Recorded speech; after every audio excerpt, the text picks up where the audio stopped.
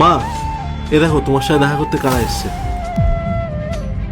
তুমি সবসময় বলতে না বাবু এবার একটা বিয়ে কর, ঘর চালানোর জন্য কাউকে একটা নিয়ে। তাই আমি ভাবলাম তোমার কথাটাই আগে শুনি, তাই আমি একসাথে দুজনকে নিয়ে আসলাম।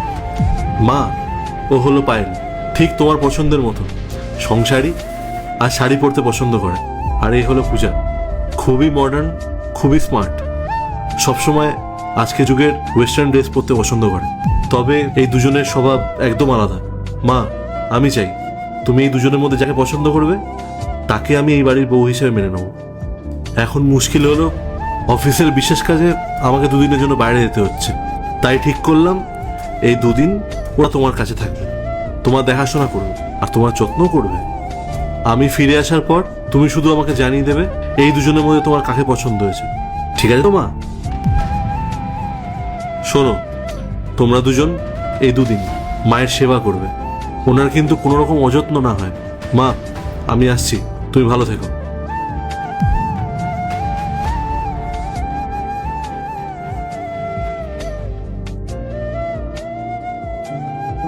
নিন।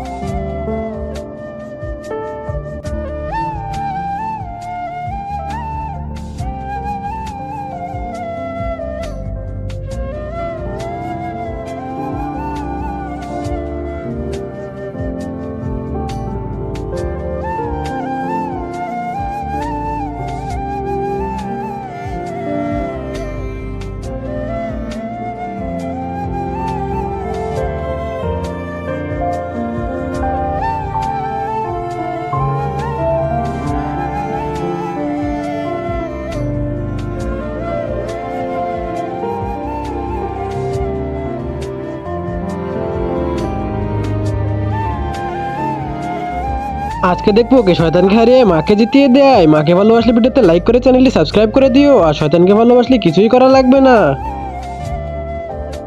মা,